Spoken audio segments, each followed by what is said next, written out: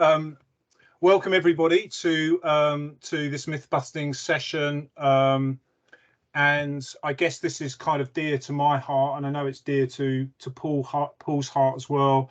Paul Gibbons, who's on this call, and also to Patricia, who's on the call as well.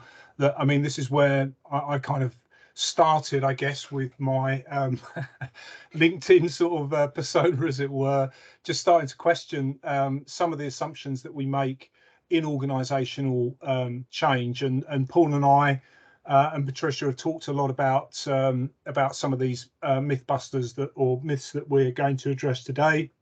We're hoping to stir up and be a bit provocative, get a bit of emotional stir up going, as Lewin might say, and challenge each other's assumptions. So yeah, welcome to this session. And I think Paul and I were sort of discussing this beforehand, and we really just want to sort of make it fun, provocative, a bit challenging, and hopefully we'll go away sort of scratching our heads and maybe rethinking how we do change.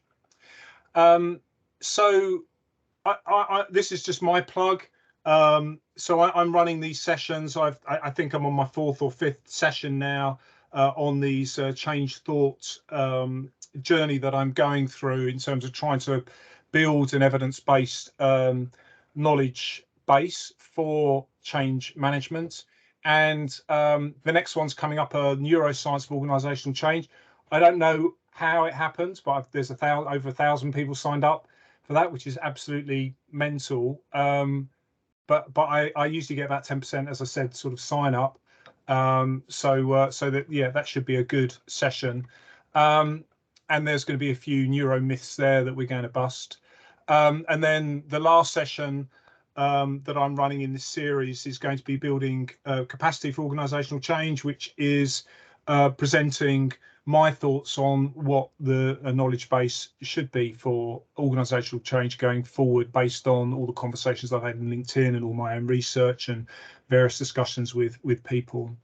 I'm also running these sessions as well in parallel, and I ran one on employee engagement. So this is more targeted to HR practitioners who are looking for the latest evidence on employee engagement, building trust in leadership. I'm going to do one on evidence-based decision making as well. I'm going to do one on psychological safety.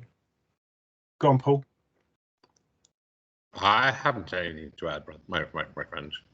Oh, sorry, I thought some. Okay. Yeah. So I guess the first question. I'm going to introduce Paul in a second. Well, I can introduce Paul now. Why don't you introduce yourself, Paul, and Patricia as well, because we're going to be talking a little bit about your book later. Yeah. Before I go on to my next slide. Well, the history of this is that a long time ago, I wrote The Science of Organizational Change in about 2014, and there was a stab at about 20 myths.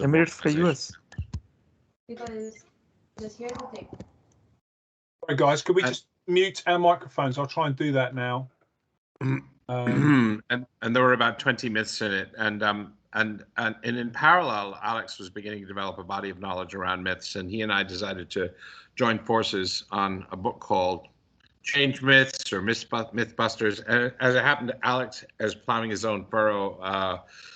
I think broadening and deepening the conversations that he and I were having 2 years ago around evidence in change. I started working then with Tricia Kennedy, who's also on the call, and the book Change Myths will be out in about, it's been 95% finished for the last year, but it should be out this year. And Alex and I share a sort of a love for both a personal psychological disposition towards being a bit provocative, but we also share love for science and philosophy of science, and whether the scientific method is of any use to us in the change world. And my background briefly is I was a consultant at PwC in the 1990s. I'm now at IBM, and the leadership and culture is my, if you want, sweet spot at IBM. I ran a leadership firm in the UK for a decade, and I was a business school professor and an author for a decade. So that's roughly my background. Is that sufficient, Alex? 50% too much? No, that's great. And if you have forgotten anything, I've got actually a slide dedicated to you and Patricia as well. So that's nice. Maybe nice you can add to it then, or I can skip over that slide there. It's good. I've said enough. I suspect people will want to know the format of this. Do you want to introduce the format of what we're going to try and do here? Something quite radical, sort of a radical format. Yeah, I'll do that. So Paul and I haven't had lots of practice at this, so we're kind of making it, improvising a bit as we go along. But that just adds to the fun.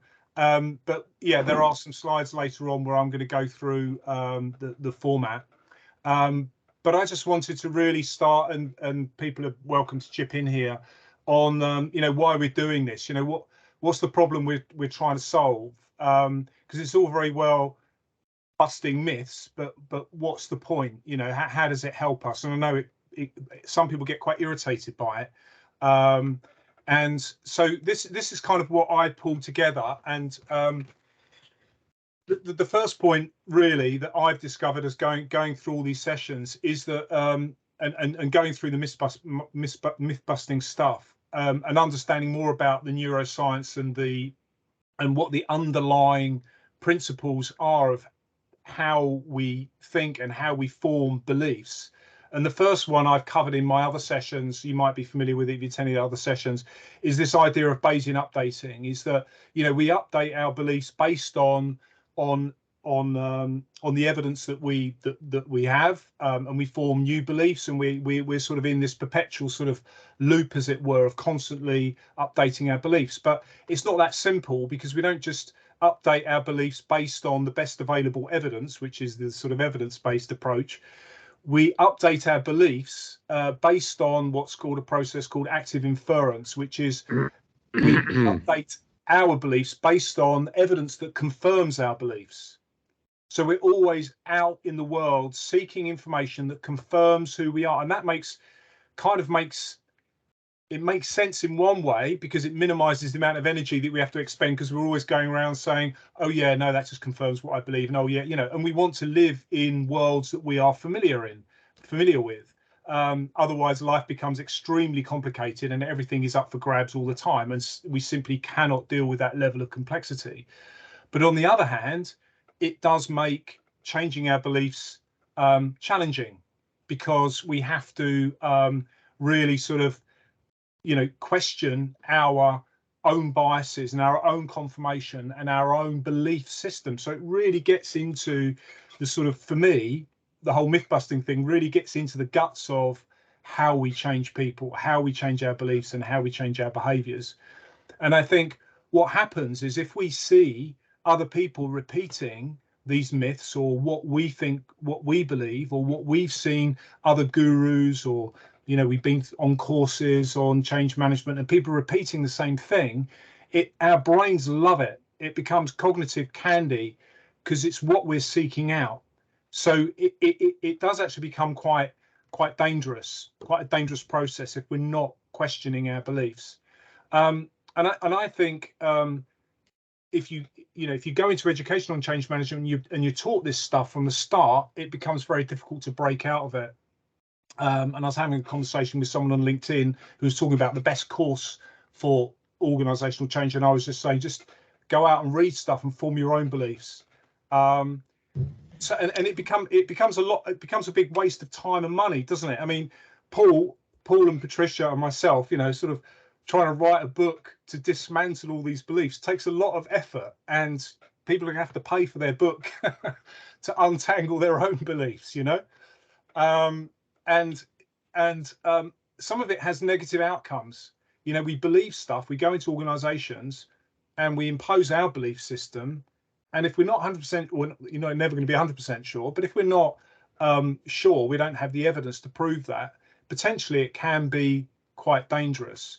And we'll go into that, and Paul and I have sort of views on that as well. And ultimately, I think it undermines our practice.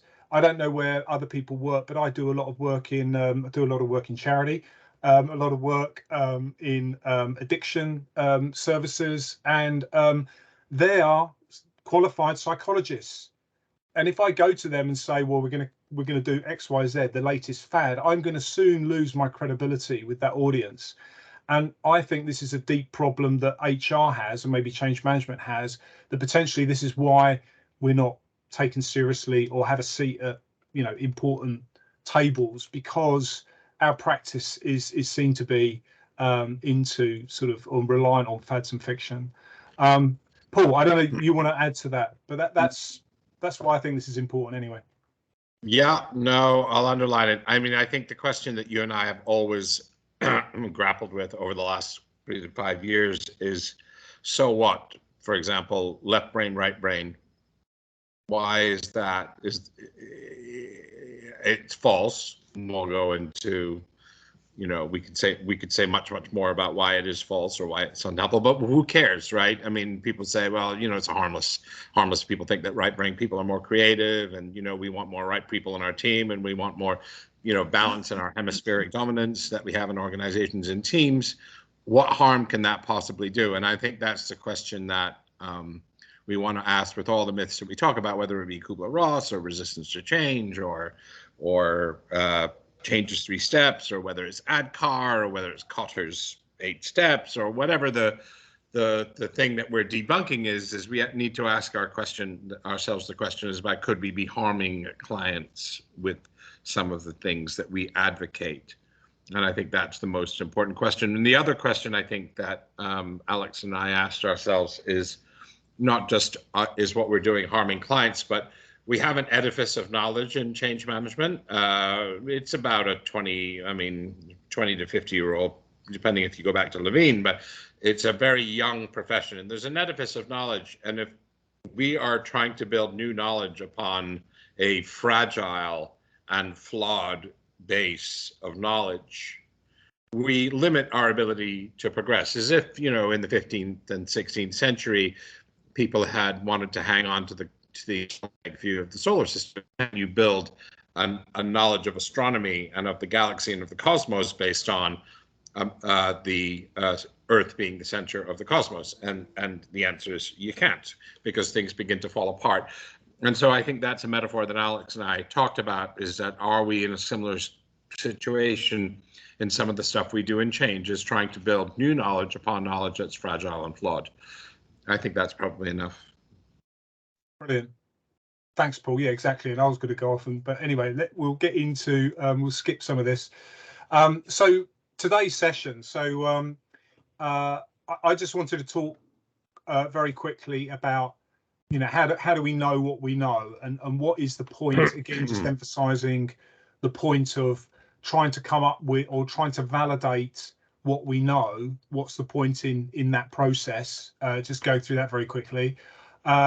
We've kind of touched on that second bit, Paul's book on change myths and my background on this. So we'll probably skip over that unless Paul or Patricia want to sort of add to that.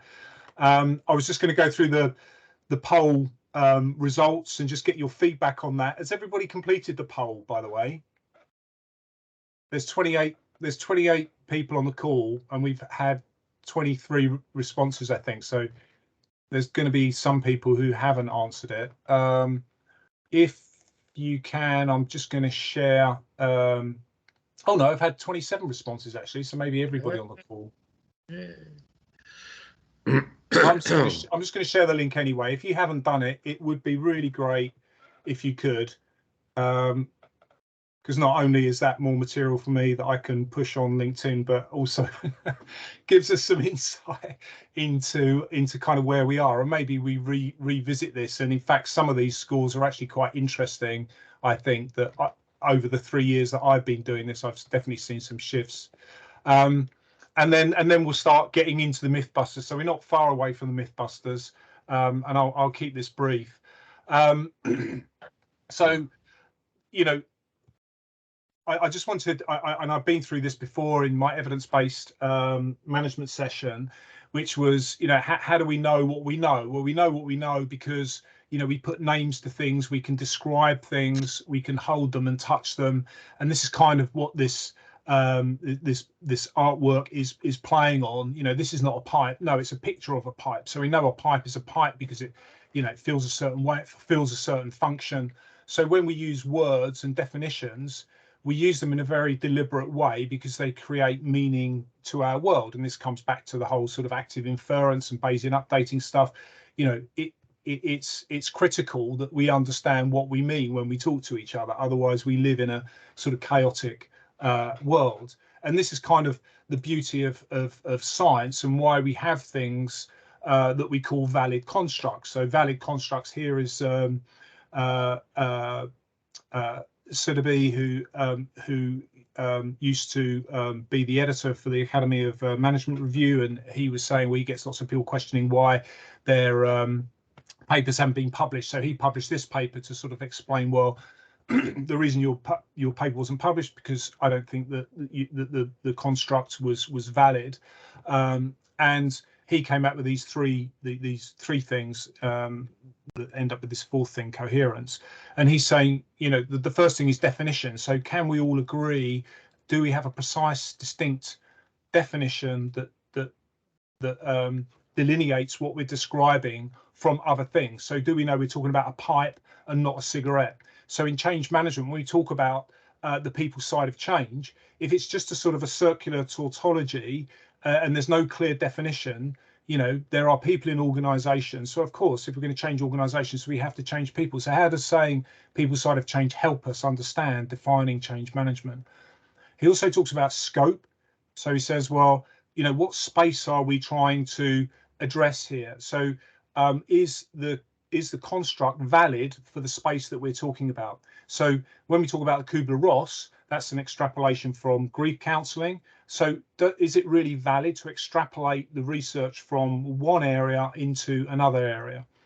Time as well. So is the construct valid for the time that we're living in? And, you know, Kotter's, as Paul mentioned, Kotter's work is a 19th century model that we're trying to apply to 20th century problems. And then there's a sort of value judgments as well that we're making, you know, which is the fundamentals, I guess, of what we're talking about today. So if we talk about brains hate change, that's an extrapolation from neuroscience research. You know, can it be extrapolated into organizational change? So we have to question the values and the judgments on which we are building our constructs. And then the last one here is, you know, no construct is an island. So we can't just pluck things out of the sky and start applying them. There is, as Paul was alluding to as well, there's a body of knowledge.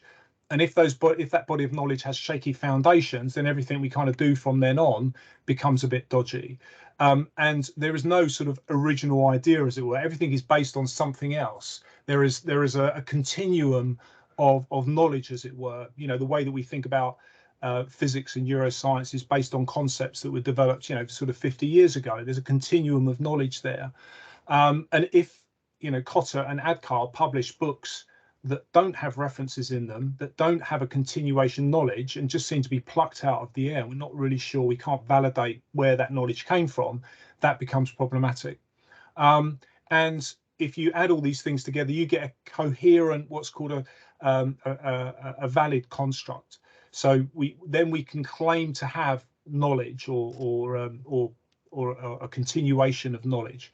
And I guess, Paul, you might want to chip in here, but where Paul and I and Patricia are coming from with this is that a lot of these things really run against these three principles. And we'll talk about that in more detail as we go through these myths. So was there anything you wanted to add to that, Paul, or are you sort of? Yeah, thanks. I mean, I'm feeling like what would be valuable maybe is just to step in with to the format today and to get into show, in a sense, some of this stuff in action.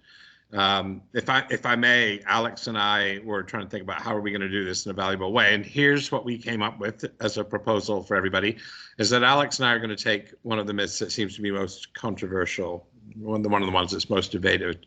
And Alex and I are going to spend 2.5 minutes in kind of the Oxford Debating Society mode. So one of us is going to argue for it, even though neither one of us probably By the very fact that we're calling them a myth, it means that one of us is going to have to take a position that they don't 100% agree with. Anyway, but for the sake of debate and stimulating conversation, we're each going to take 2.5 minutes each. And Alex or me will take the pro side, like this is why this is valuable, this is why it's robust, this is why it's tested, this is why we ought to be using it. And then someone else will, the other one of us, will take the counterpoint and say, this is why this is rubbish, and this is why we ought not to be using it, and this is why it might be costing us lots of money and credibility with clients and value in the client base. And so that's, in a sense, the way we've decided to structure that. And I hope that's valuable. And then after Alex and I have had our 2 or 2.5 minutes each, and God knows both of us struggle to be brief, but 2.5 minutes each, that'll take us up to 5 minutes. And then I think what will be fun is after that 5 minutes is to spend 10 minutes hearing what Alex and I may have missed, or what Alex and I may have gotten wrong, or, you know, I like what Paul said here, but what he said here was rubbish, and, you know, sort of getting like a more robust exchange. There's only 25 of us here, so a more robust exchange on this. And C, I think Alex is very keen to know whether anyone's mind has been changed. That's kind of interesting. Has your view shifted since, you know, this 15-minute conversation began? Alex, I hope I haven't jumped the gun there, but I think that if I were the group here attending, they probably like, maybe we should get on with one. And have you got more? Have you got more that you wanted to do before we crack on? No, we can always go back to that. That's fine. Yeah, no, let's crack on to it. I guess these are the results we've had from the poll. So I think, should we start off with Brains Hate Change, just because it's an easy one, and most people do disagree or strongly disagree with it, so we can sort of ease our way in, and hopefully people will feel open to talking about it, because hopefully it is quite an easy one to get into. So let's do Brains Hate Change. Then are you going to be pro Brains Hate Change, Paul, or anti Brains Hate Change? You want to take? I will take the. Oh God, I will take the pro. Okay, so you're going to be arguing for Brains Hate Change. Yeah. I've forgotten the Debating Society rules. Does that mean you go first because you're defending? I don't know. I don't know. Let's have at it. Let's have at it. Okay. I don't know if I can do justice to it, but let's see. Anyway, so one of the things is that our brains, our neurological wiring, our neurobiological wiring is pre-programmed, hardwired to respond to novelty as a threat. And so there are circuits in the brain which, when call it cognitive dissonance, which react adversely to novelty, to confusion, to ambiguity, and react in a fearful way. Some of that has been characterized by SCARF. The evidence from this comes from a number of places, but one of the places it comes from is with very early learning theory, where you shocked rats were shocked. I'm trying to remember when that was. That was the 1908, Yerkes and Dodson. Yerkes and Dobson, yes, good golly, I'm having a senior moment. Yeah, so Yerkes and Dobson, 1908, shocked rats and found that rats learned more quickly. And I think that's one of the sort of foundational findings in this. Another foundational finding in this is from publication by David Rock and by, who's the neuroscience and the scientist in the University of Southern California. Someone remind me. And they have cited neurological research, deep research in neuroscience that says that brains react adversely to change. So the implications for us as practitioners are that when there's change in organizations happening, neurologically, people will be reacting adversely. And we need a way of our approach to change must take account of the fact that this antipathy towards change, the anxiety towards change, is hardwired. How's that? I did a terrible job, but go on, Alex. That's brilliant. I'm struggling here. I've just seen in the chat that Patricia wasn't formally introduced. So Patricia, do you just want to do do that whilst Oh, I Alex, gather my thoughts. Alex, I don't want to interrupt the flow. We just did our pro. We can come back to me. It's okay. Yeah, Okay. all right. Come back, I don't Patricia. All right, Alex. Wait. Tell Okay, me so- why I Yeah. just spoke a bunch of rubbish. Well, brains hate change. It's got a nice ring to it, hasn't it? And I think, it's just one of those examples, one of those neuro myths. It's just an extraordinary extrapolation. So the evidence that Paul cited of experimenting on rats in laboratories or even on humans. So they'll show humans really explicit film footage of violence, person on person violence and stuff like that, and monitor people's amygdalas and brain reactions and things, and extrapolate that into, people don't like surprise, or they don't like novelty, and of course the environment that we're in an organization is nothing like a laboratory. It's nothing like experimenting on rats. It's nothing like putting somebody's hand into hot water or freezing cold water. And in fact, our brains love novelty. We love novelty. We love new things. We upgrade our phones. We upgrade our partners, maybe as well. We make big life changes. We grow up, we get married, we buy houses. We're used to change. So I think it's less a question of whether our brains hate change, but whether the surprise or the novelty is actually, we feel, it's within our control or within our sort of comfort blanket, as it were. And so that's my argument against. I think it's relying on a very dodgy, and if we hated change, we'd all be locked in dark rooms, wouldn't we? We'd all be back in COVID-19, just sitting at home, not communicating to people because we don't want surprises. And we don't. We go out and we seek novelty, and that's why there's 28 people on this call, and you're going to sell all your books, Paul, because people want to be challenged. So there you go. What do you think? Yeah. I'm just going to add a sort of background historical concept to this, is the idea of brains hating change. And this is where David Rock is primarily coming from. I'm not going to pretend to speak for him, but I've read his books. Is we're equating the fight, flight, or freeze reaction of the amygdala to existential threat, like you're about to be a tiger's lunch from evolutionary psychology. We're equating that with all change. Whereas, like Alex points out, but we also love novelty.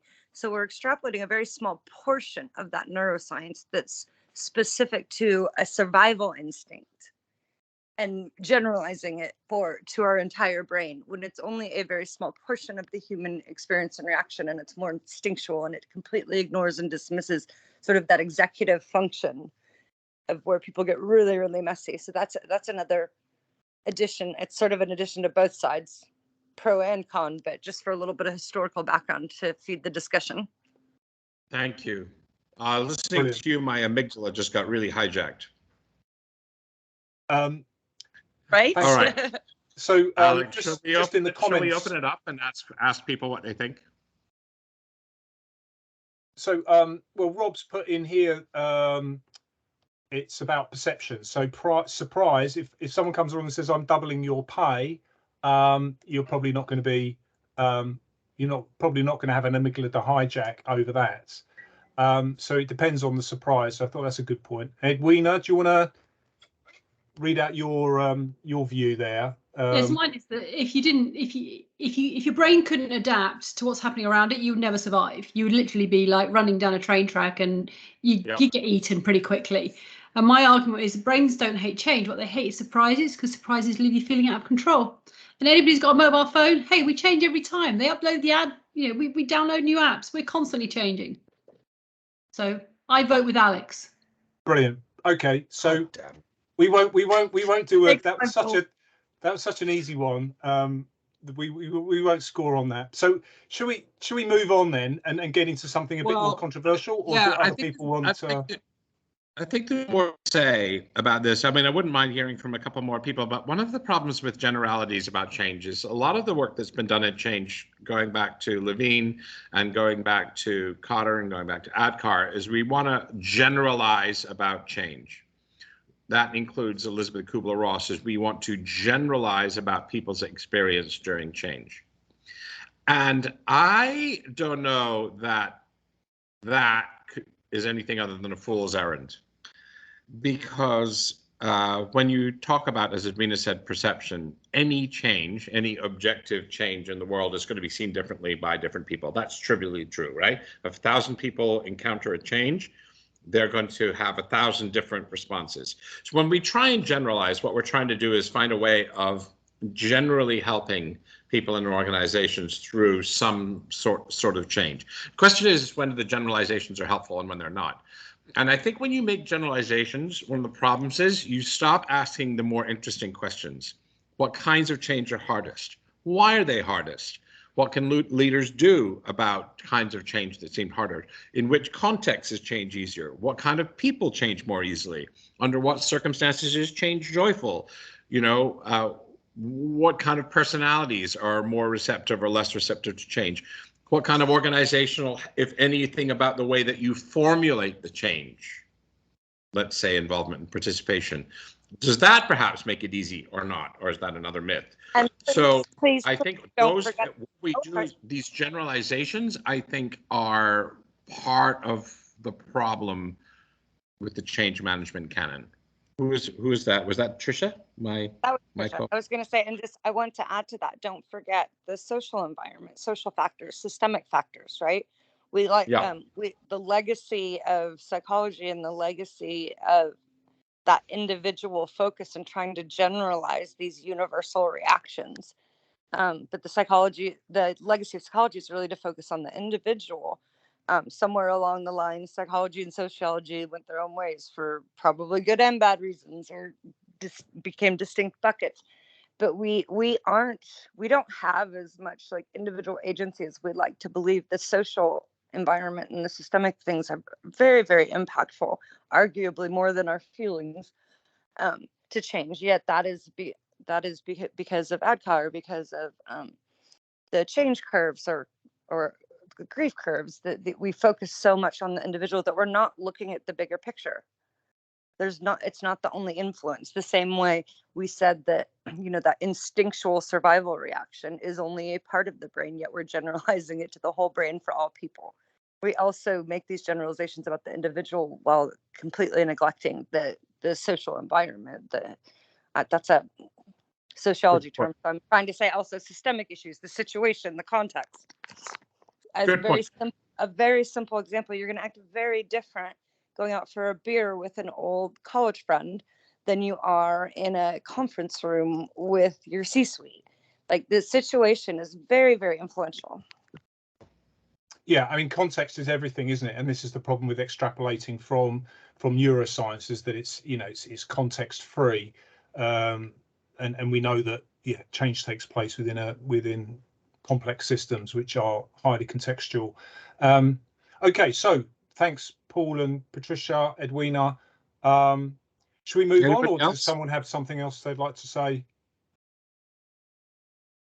Should we move on? Let's move on. Something a bit more controversial. I would have thought there were a bunch of David Rock fans that were going to throw rocks at us, but anyway, maybe not. So, all right, carry on. Well, yeah, well, we can talk about scarf, can't we? We haven't put that actually as one of the myths, but it certainly is, and it's certainly yeah. Anyway, right, let's go on to the unfreeze, change, refreeze. I put this as sort of science or fiction, and I really did that because you know, Lewin mentions it just a couple of times, and it's just a sort of passing comment, and there's been some nice dialogue between academics on this, so it's quite a rich area to explore if you want to. So Paul, I'm going to go pro this. Go on, have at it. Okay. Right. Yeah. So I maybe you've already prepped for this, what I'm going to say, so hopefully you've had time to think about it. So Yeah, so I don't think that Lewin was talking about the unfreeze freeze model at an organizational level. I thought that he was talking. I think my interpretation of trying to read his stuff, which isn't easy, is that it was really about individual change. And I think it comes back to Bayesian updating, which is that you start off with a belief, which is embedded, which is your freeze belief. You get new evidence. So, you know, you have to think about changing, you contemplate changing, and then you decide whether you're going to change. So you refreeze that belief, and that's a loop. I think what Lewin would have done if it had survived for longer would have put that into a nice loop. I think all these models, end-step models that you get from Kotter, are, well, I've got to argue pro this, haven't I? So even if you get to the trans-theoretical model of change, for example, is a step change model, and that's been validated. So I think if you did take Kotter's model, or if you did take any of these end-step models, I think you'd get to close to a validation of change being linear and sequential. That's the best I can do on that. Sorry, Paul. Tear me apart. That's horrible, mate. You were trying to argue for it, and you spent most of your time picking it apart. You see, unphrased change refreeze, as Alex alluded to, the concept was first in the last few pages of something that Lewin wrote just before he died. Levine, I think, is the way that name is supposed to be pronounced. Right before he died, I think in 1944 or so. Academics would say that unfreeze, change, refreeze is the basis on which many of our subsequent step models of change were based. That's a commonly held academic view. So I would tackle UCR, as it's called, from three things. First of all, it's a metaphor. So you can't really measure a metaphor. You can't test a metaphor scientifically. One of the questions you have to ask for a metaphor is it apt? And one of the questions we should ask ourselves, therefore, is, are organizations, in a sense, frozen? And that's a particularly view of the world. And I don't know whether Levine thought that groups were frozen. I don't know what his thinking was. He was a very sophisticated thinker. To what extent do we see organizations of today as frozen, as the semi-static entities waiting for change to happen? Because I see them rather differently.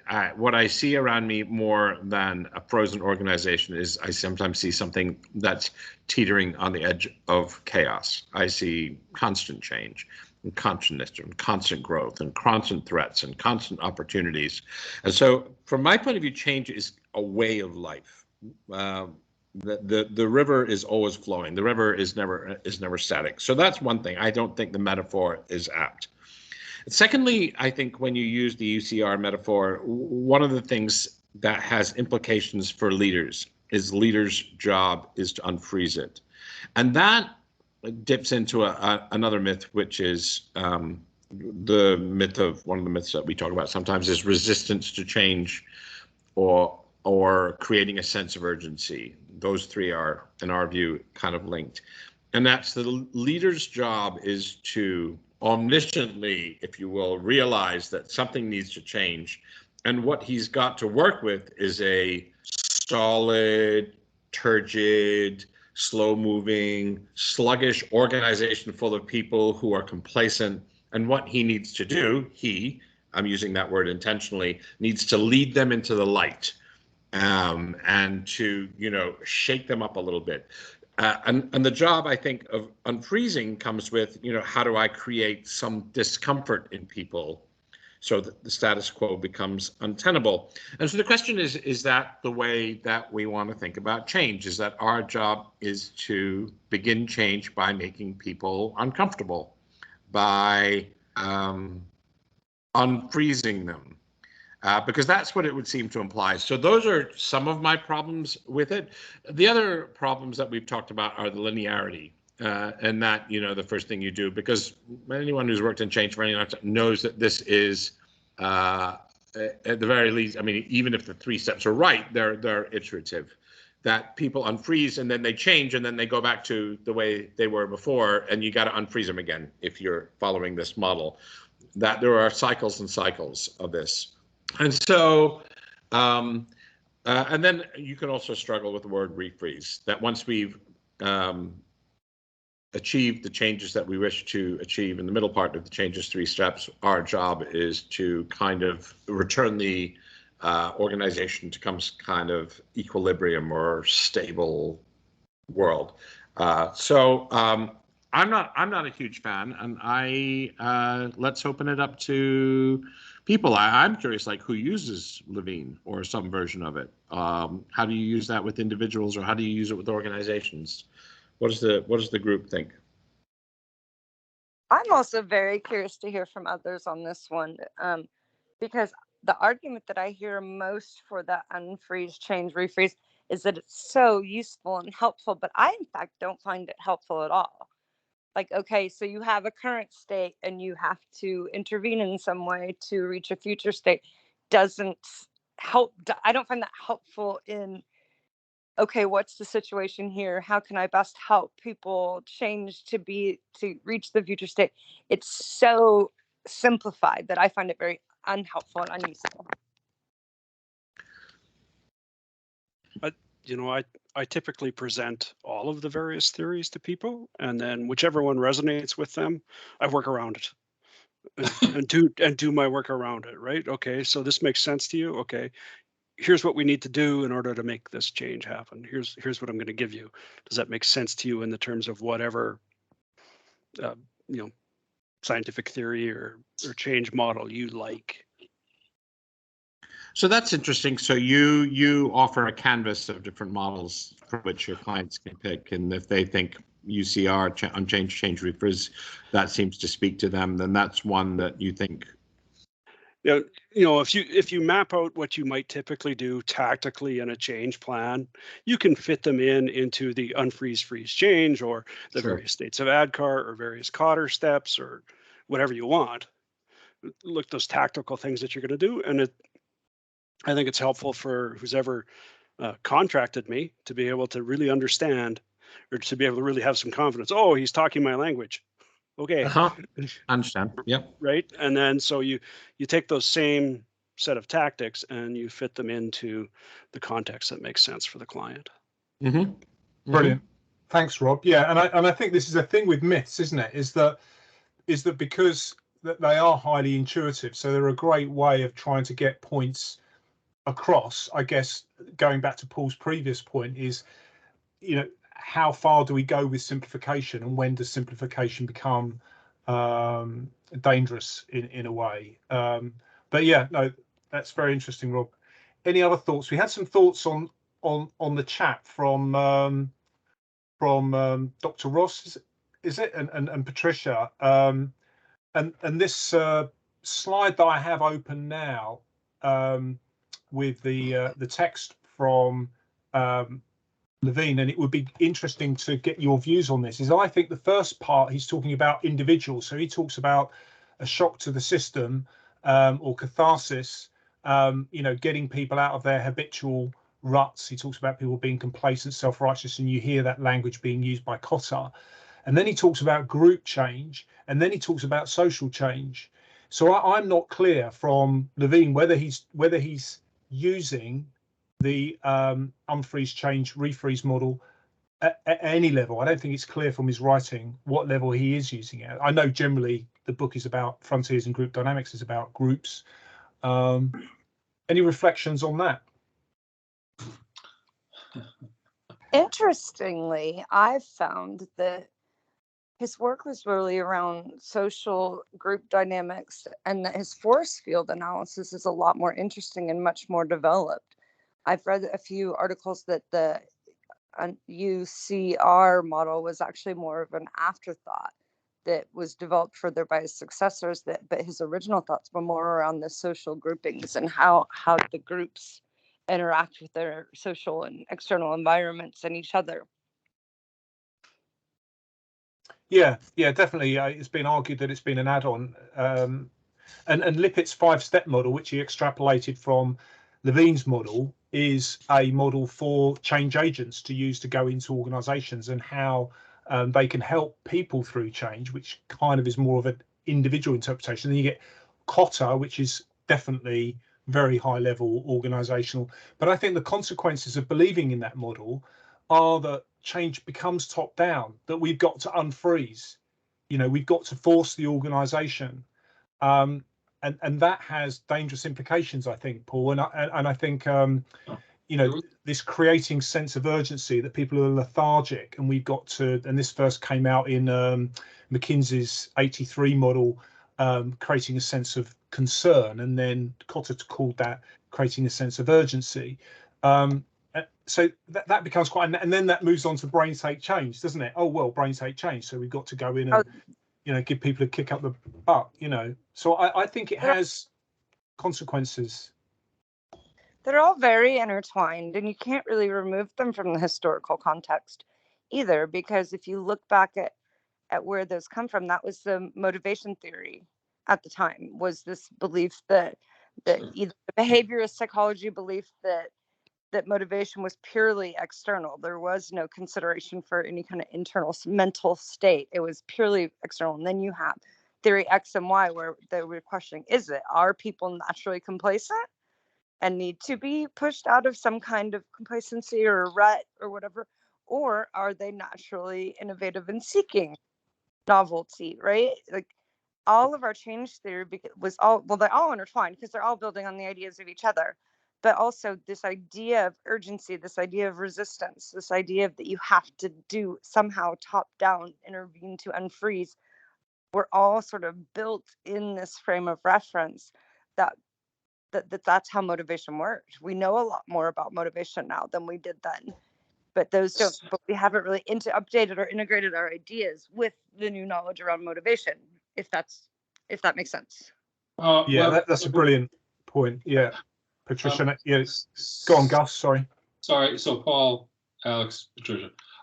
Actually, Patricia, you bring up an interesting point that I'm just going to touch on because it wasn't actually going to be my main point. But when was this written? Right after World War II. What happened in World War II? Everything changed. Complete chaos. Nothing worked the way it used to. So when someone like Lewin comes out and says these kinds of things, it's in context of World War II just upended everything. What do we now have to think? How should we proceed? How can we restore our patriarchal approach to life?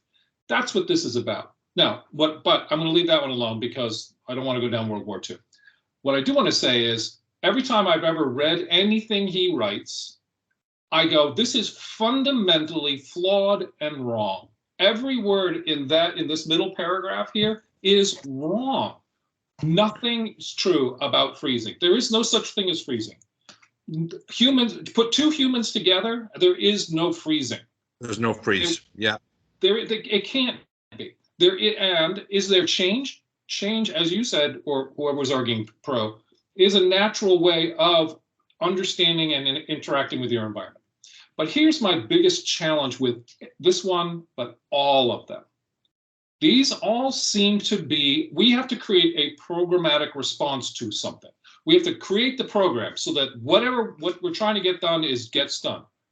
Nowhere in here does it say anything about what the actual stimulus is. How do you understand what the goal is? The goal of what needs to be different is what should drive this.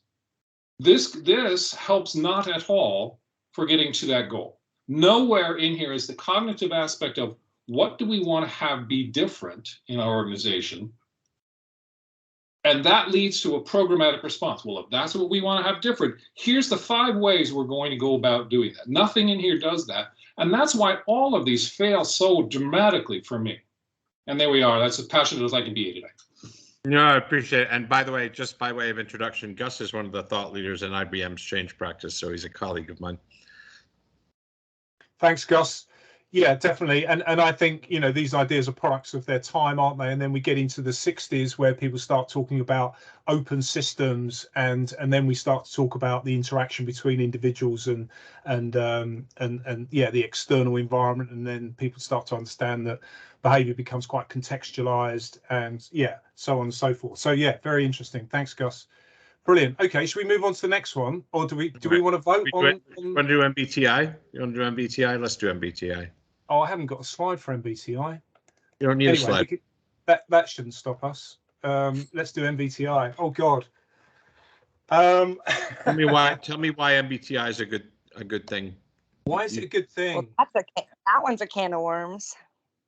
Come on.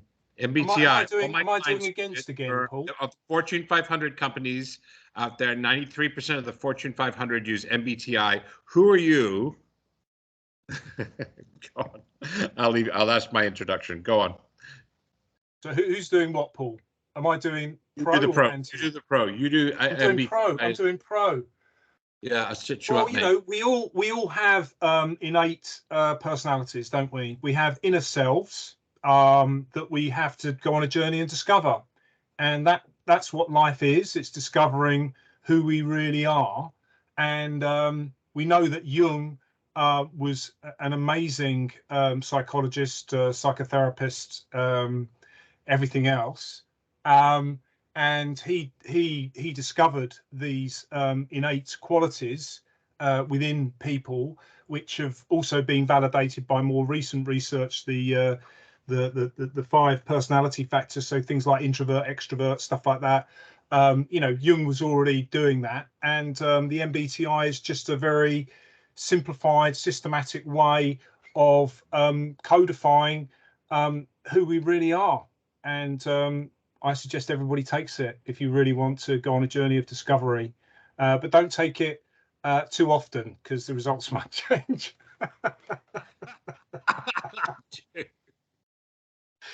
There you go.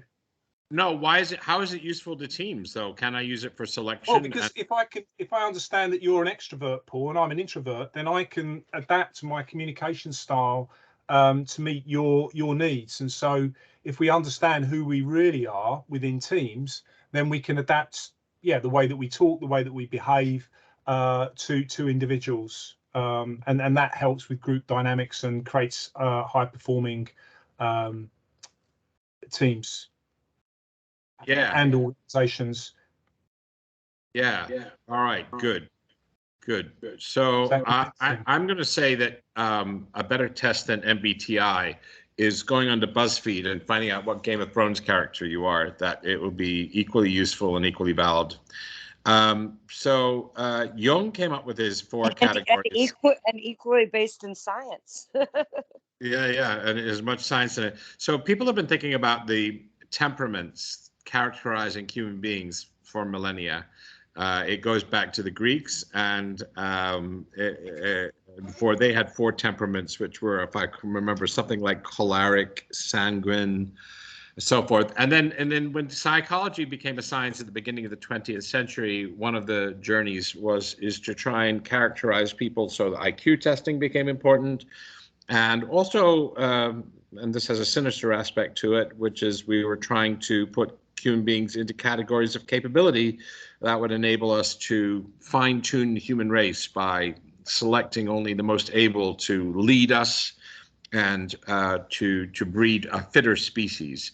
So yes, I'm talking about the eugenics meeting. So that was the beginning of the 20th century, is these trying to understand human beings in a more quote unquote scientific way. And into this mix came Jung, who was partly more, I always think of Jung as more of a religious leader than a psychological leader. So Jung believed in things like synchronicity and shadow and the collective unconscious and psychic energy, lots of unseen forces that were shaping our world. And based in his experience as a psychotherapist, he came up with his 4 types. And those were seized upon by a very astute mother-daughter pair, the Briggs, Catherine Briggs, and then her daughter Isabel Myers-Briggs. And it took them to commercialize it. They fell in love with Jung's ideas in the middle of the 1940s, and MBTI today is about $1 billion industry. So why do we think it's rubbish? Well, there's something, so people love the MBTI. I mean, that's the first thing to know about it. I haven't spoken to a single person who's taken the MBTI and not gone, yeah, that's me. I'm an ENTJ, and that's the way I love to, I'm extroverted and I like to think about things, whatever. There's an interesting experiment called the Forer effect, which was conducted about 50 years ago, where a professor in 1948 gave a sciencey looking personality test to his class. And he gave the personality test to them, and then he played back the results. But he didn't give them back their results. He played back the results at random. So they took this sciencey looking test, and then he randomly gave the results back to them. And then he asked the students how much their feedback, which was randomly assigned, accorded with their views of themselves. And the answer was 4.24 out of 5 said that this as an accurate representation of their personality. Of course, it was done randomly. And so what does that begin to tell you? That begins to tell you that human beings like to be told, most people's favorite subject is themselves. And human beings like to be told nice things about themselves. And so that explains, I think, the success of astrology and the Enneagram and Insights and StrengthsFinder and MBTIs. We like to be told nice things about ourselves. I'm an ENTP, and that means, if you read the description on the website, that I am bold and creative. I deconstruct and rebuild ideas. I have great mental agility. Like, what's not to like about that? So the question is whether MBTI is backed up by science, and that's a more interesting question. And most people quickly say, well, Carl Jung. And Adam Grant was fulsome in his criticism of Adam Jung. He said of Jung and his method is Jung conducted what Adam Grant calls me-search, which is a nice way of saying he pulled it out of his backside. So, I mean, of course, he saw a lot of patients, but it was not the same as systematically studying human beings in their typology. This was something that was birthed from Jung's intuition.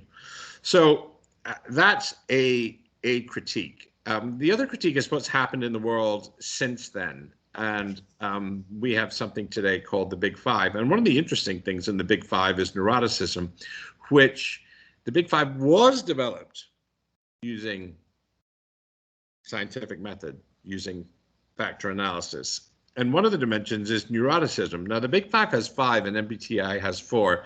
And Adam Grant quite rightly said it's quite interesting that neuroticism doesn't appear in the MBTI, particularly given that Jung used to see patients. And you would have thought that he had experience of this kind of neurotic type. And there is another alternative to it called Hexago, which has some overlap with MBTI. MBTI overlaps with the Big Five in extroversion, and it similarly interferes with Hexago. So why is this a problem? Well, people say that they use it to select teams. They use it to form teams. But if you put people into categories that don't exist, and that is the 4 types, are we doing them any good? People say it helps people to come together, but I submit, and I think Alex is 100% in agreement with me on this, is that people like to talk about how to get along together and like to talk about differences and like to, in a sense, have the conversation. And it's the conversation that happens after you administer MBTI in a team. That's what people really get value from and what people really value. It's the, wow, you like to do this way and I like to do it this way, and wouldn't it be interesting? And I think that is what adds the value, and not the instrument per se. And I think that value would be found too if we had another conversational starter like, what Game of Thrones character are you? You know, it's interesting. I'm more like Tyrion Lannister. Why are you that? I'm like more abstract thinking. I like books. I'm Daenerys Targaryen. You know, these kind of conversations can be helpful and formative in teams, and we don't need the made up MBTI to necessarily have the right conversation. And there's more I can say technically, but I would say use Game of Thrones. It's cheaper. All right, that's enough for me. Great. Okay. Anybody who's thanks, Paul. Anybody who's an advocate of MBT, or have we sort of silenced those people? But please, please feel free to speak out if you're. I would have thought 3/4 of this group were certified in how to deliver it. So. I mean, of course, there's lots of research on Myers-Briggs' site on the, validity of MBTI. They've done their own in-house research, but obviously anything published publicly or independently validated won't be there. Just raise that, says the MBTI extends in so many other, the underlying 4 theories. Goes across everything. If anyone's ever had a discovery, it's an insight discovery profile. Pretty much every corporate I work with has a color-coded discovery profile. It's the same underlying theory that gets used for it. So that theory. You're talking like a red now. Yeah. Do you know what I mean? Seriously. But you see it showing up in so many other things where it's just rebranded, rechanged, whatever. And it's a way of, I don't know, short coding. Are you like me? Should you be part of my group? And I just think that works to exclusion, which is against what most organizations are trying to achieve now, knowing that it's a bad thing and it destroys team dynamics. So somebody had their hand up. Alikan, you had your hand up. Did you want to say something? Yeah.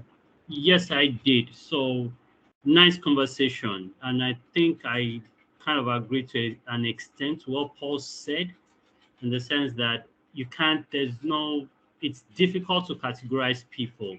And I think it's lazy for leaders generally. We are in management, it's so easy to say you are this, you are that, and at the end of the day we miss a lot of value. So, but my point is this, and I think this is where me and Paul kind of differ.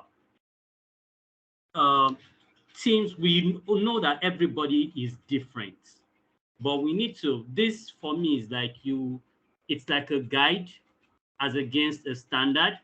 So there are people who are more outgoing than others. And you want a team that has a mix of all kinds of skills, especially in the world that we live in today, that you have all kinds of situations coming up. You don't want your team to be disadvantaged in any form. So that is why some of these things are relevant. But I think the main thing, and I back again to in alignment what Paul said, is the conversation that ensues after we've done this test. Some of these tests have really been helpful because I've worked in a multinational before where we had to go through all kind of color-coded personality tests and stuff like that. And you'll be surprised at the depth and the breadth of the conversations that came out from this. But again, I think if we as practitioners need to do stuff like this, we need to also make leaders know, because this is more or less leaders and people in the room, that this is a guide. It's not a standard, because people change as we age. Some of our behaviors change, some of our preferences change, and that affects our personality. So I just think that's my little contribution. Thank you, guys. Both fantastic conversation. Thanks, Alikan. And if I can just add as well, I think this idea that it's fixed as well. So obviously, Ocean and Big Five is, are measuring traits. So traits can sort of be dialed up and dialed down. They're on a continuum, whereas MBTI, these are fixed, and that seems a bit odd, doesn't it? That you're measuring something that's fixed. What's the point in measuring something that's fixed? If it's fixed, then you can't do anything about it. So kind of what's the point in knowing? And the whole point of change and the whole point of doing a personality test, I would have thought, would be that actually, I need to do this. I need to dial up. I need to be less neurotic. I need to be more extrovert. I need, it's interesting because I need to change, because it's challenging me. But MBTI doesn't do it. So actually, I think it's actually quite a depressing thing to do, isn't it? Because it's like, I can't do anything about this, guys. Sorry, I'm just an annoying extrovert. and I really worry about, like, for example, if I say I think Edwina is an, I don't know, ENFP, let's say, for example, and I'm really skillful. Am I close? Yeah, ENFJ, and I'm very schooled and skilled in Myers-Briggs. And I have this woman in front of me, and I'm trying to have a dialogue that's meaningful with her. how much does knowing that she's an ENF whatever, ENTJ or ENFT, how much does that help compared to being sensitive to how she is right now in the moment? Being sensitive to the fact that she seems to want to hold back at the moment and listen a bit more. Or, wow, it looks like she's really bursting with energy and wants to speak. Or, wow, she's really seems to be evaluating this through a more values and emotional perspective rather than a more rational T perspective or something like that. So these in the moment sensitivities to the human being that you're having a dialogue with are the foundation of a conversation, a relational conversation with someone. And the more I hold Edwina as being fixed and the more I hold myself as being fixed, so I'm a whatever I am, ENTP or ENFP, I can't even remember anymore. But the more that it is that in the way of me being dynamically aware of who I'm talking to and their individuality and their specialness, or being able to, is, for example, my assessment of myself as an ENTP or something like that mean that I have a certain way of relating to the world? For example, if you get an I score, is that like a sentence that the way I am in meetings is I'm this introverted person? And I don't think it's helpful. Like I have a kid who's, had an MBTI type thing done to him, and they tell me, oh, I'm an introvert. I can't do X.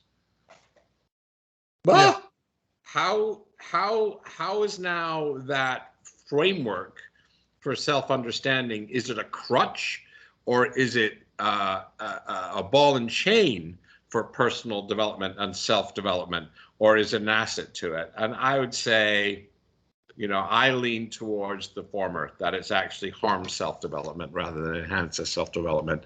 What do others think? That was my little tirade. I'm sorry, guys. So, Paul, I thought then you were going to launch into the benefits of being emotionally intelligent, in terms of your dynamic awareness and talking about fixed mindset as well, isn't it? That actually MBTI plays into a fixed mindset, if there is such a thing, because there are certain things that I can't change about myself. So, that's the way it is. Yeah, should we move on? I think we've done MBTI, haven't we? Should we move on? Should we do one more and then call it a day? Resistance. I mean, I actually put up the list and see what people ask people what they want to do, and give me, that'll give me 30 seconds to have a sip of my coffee. One sec. Yeah, let's do that. I'm going to whiz back to. Have I got them all? I don't think I have got them all actually. Oh yeah, they're on the. They are, sorry, I'm just whipping through the slides here. They are here on the poll results. So we got brain state change, we've done unfreeze, creating a sense of urgency. We sort of touched on that as part of the unfreeze. Change curve, we could do that, everybody's favorite. We could do resistance, we touched on that a bit. We could do what's in it for me. Failure rates, probably that there's a resounding agreement that's a myth, so probably not worth doing that. Any ideas, guys? What would you like to do as a last one? Change curves. Woo! Okay, that gets Edwina's vote as well, I think.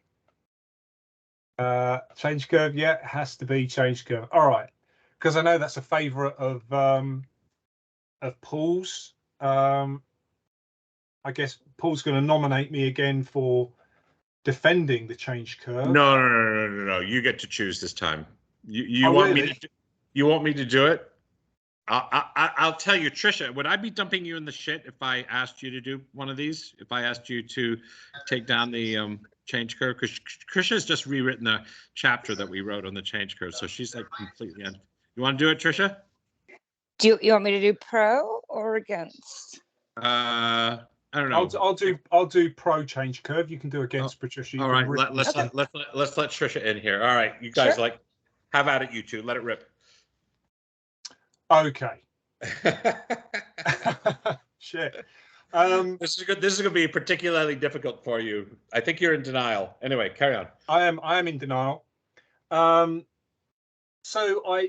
It's interesting actually, because I was just reading an article, a piece of research, robust piece of research done at Queen Mary's in Ireland, who were using the model to describe how entrepreneurs were going through COVID and loss of their business, and they found that entrepreneurs who have set up businesses that are struggling during COVID or having to shut down went through the Kubler-Ross curve.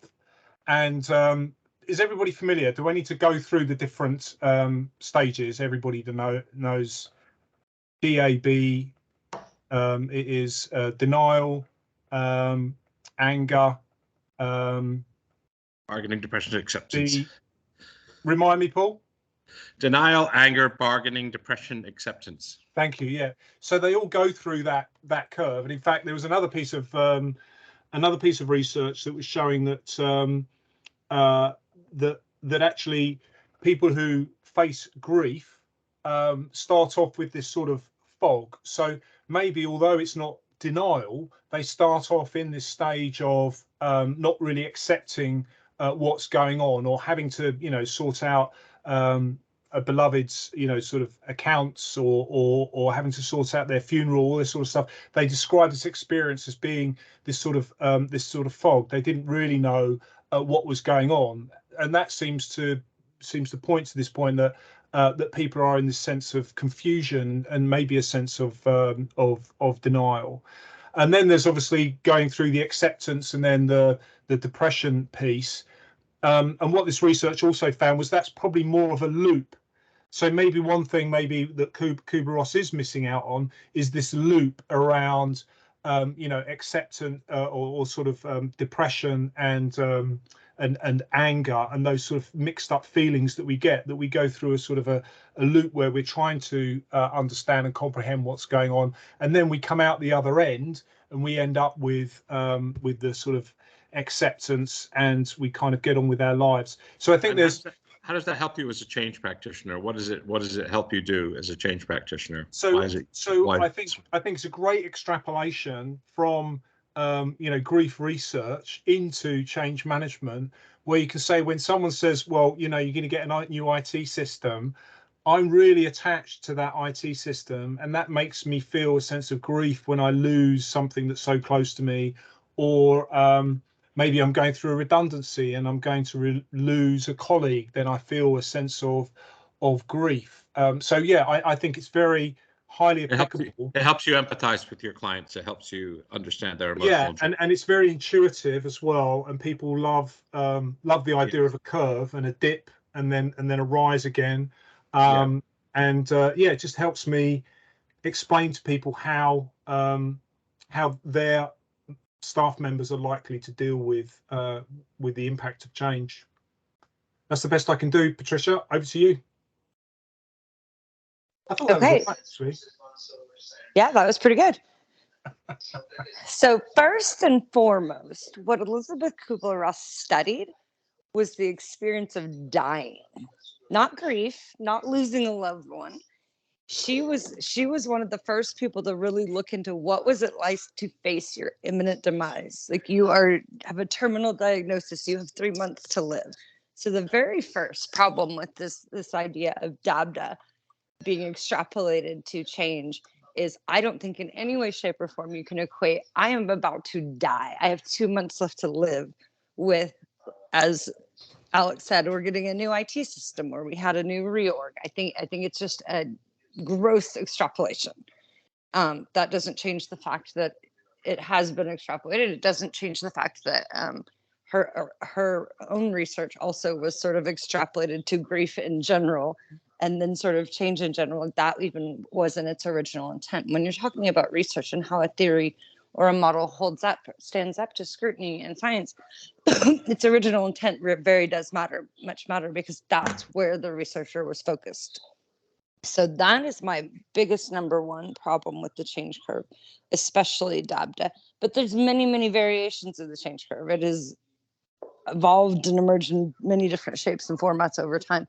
What they all have in common is the assumption that there is this dip, and this dip is related to not a learning curve, like, oh, I need to learn something new, but the dip is around that depression, that fog, that extreme sense of loss. I even read a book a few years back. I can't remember the author's name right now. I'll have to look it up if anyone's interested. That the entire book was about how she tried to relate the change curve back to attachment theory. And I jokingly say the way I summarize that book is everybody's losing their whoopee and needs a new whoopee. So there's also a very patronizing, infantilizing aspect of that.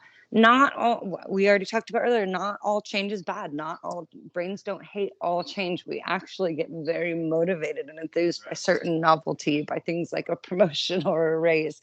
So that's another one of the core elements of how it doesn't stand up. But I also, because this is more about evidence, I dug into some of the research that people have used to, because it shows up in, as Alex mentioned, in robust research articles that are published in peer-reviewed journals, but they don't really test the change curve.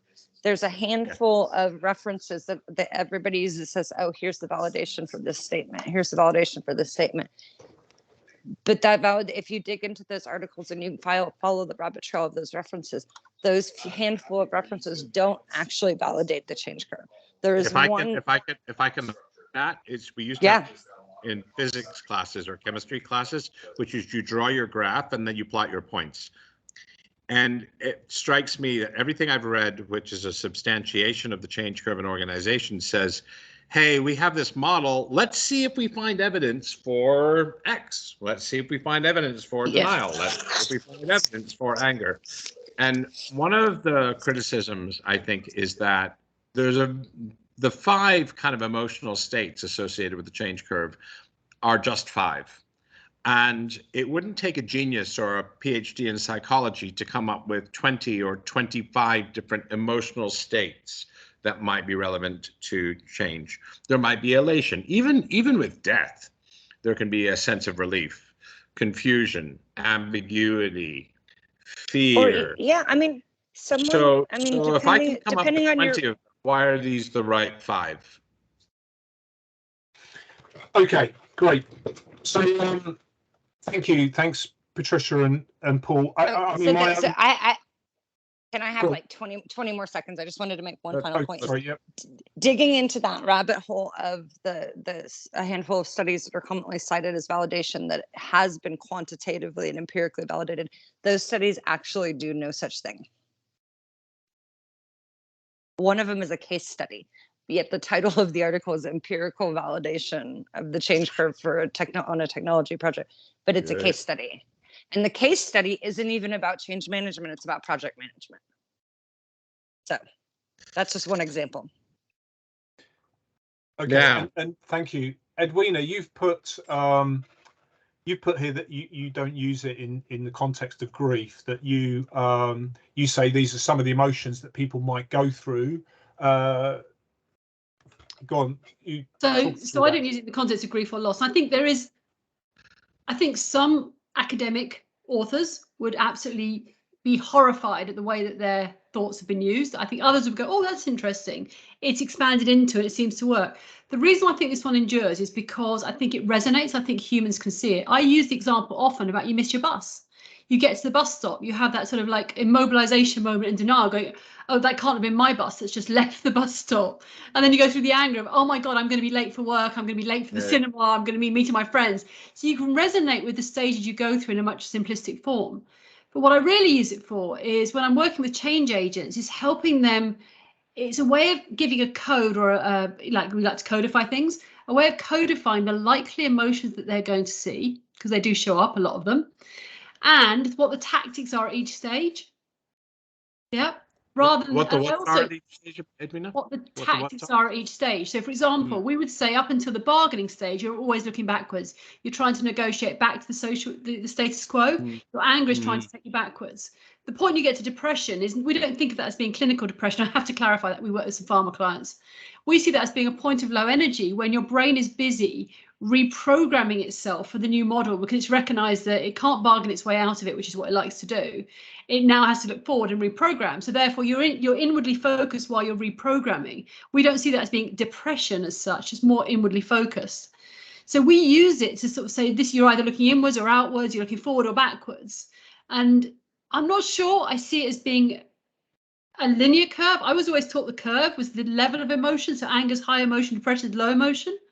But I find it resonates, to the point made earlier, it resonates so easily, yeah, that it's a great language into, as a change agent, you are going to be facing people who are in an emotional state, and here's a shortcut coding to the types of emotions you're likely to see, and this is what you need to do about it.